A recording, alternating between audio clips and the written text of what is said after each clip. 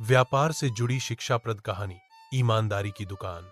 गंगापुर नाम का एक शहर था। यह शहर व्यापार के लिए प्रसिद्ध था।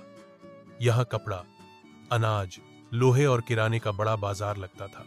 इसी शहर में हरिशंकर अग्रवाल नाम का एक व्यापारी रहता था।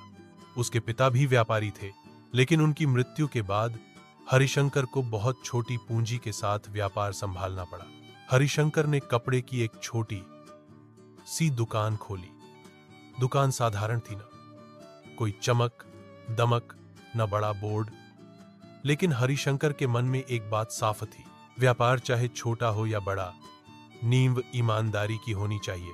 शहर में उसी समय एक और व्यापारी था, विजय मल्होत्रा।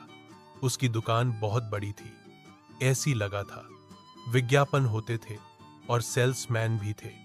विजय का एक ही मंत्र था, मुनाफा किसी भी तरह से हो, बस पैसा आना चाहिए। विजय सस्ता माल लाकर महंगे दाम में बेचता, कपड़े की गुणवत्ता छुपाता और ग्राहकों को मीठी बातों में फंसाकर सौदा करता। शुरू में उसका व्यापार बहुत तेजी से बढ़ा।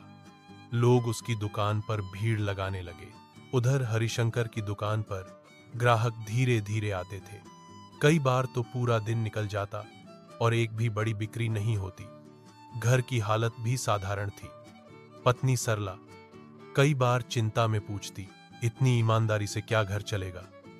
हरिशंकर शांति से जवाब देता, आज नहीं तो कल सच का फल जरूर मिलेगा। एक दिन एक बूढ़ी महिला दुकान पर आई। उसने सस्ते कपड़े के बारे में पूछा।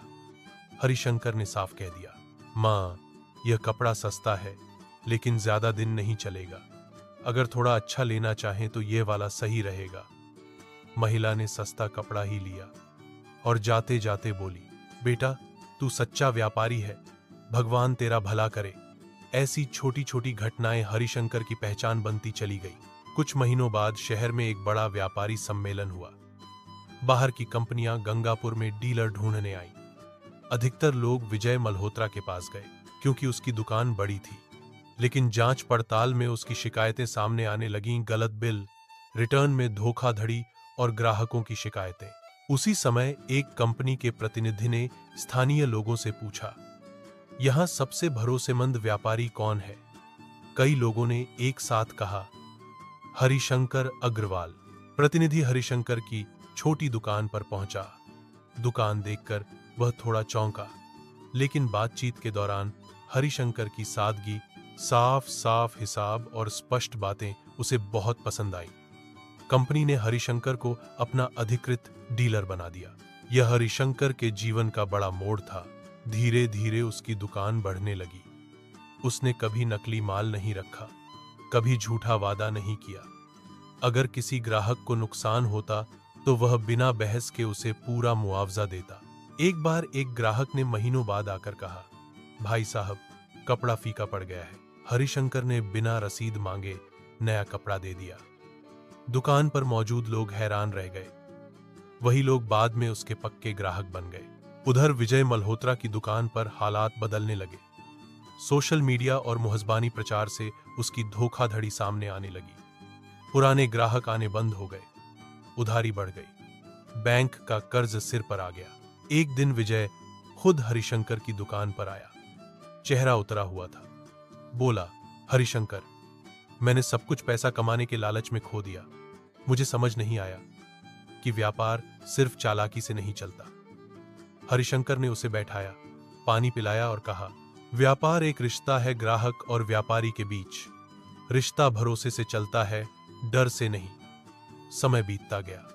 हरिशंकर ने अपने कर्मचारियों को भी यही सिखाया। ग्राहक को एक बार नहीं, हर बार जीतना है। उसने अपने व्यापार में स्थानीय युवाओं को नौकरी दी, सही वेतन दिया और समय पर टैक्स भरा। शहर में उसका नाम सम्मान से लिया जाने लगा। 10 साल बाद गंगापुर में जब भी कोई नया व्यापारी दुकान खोलता, लोग सलाह देते, हरिशंकर से सीखो। पैसा धीरे आता है, लेकिन टिकता जरूर है। हरिशंकर आज भी अपनी दुकान के बाहर वही पुराना बोर्ड लगाए बैठा था, ईमानदारी ही सबसे बड़ा व्यापार है।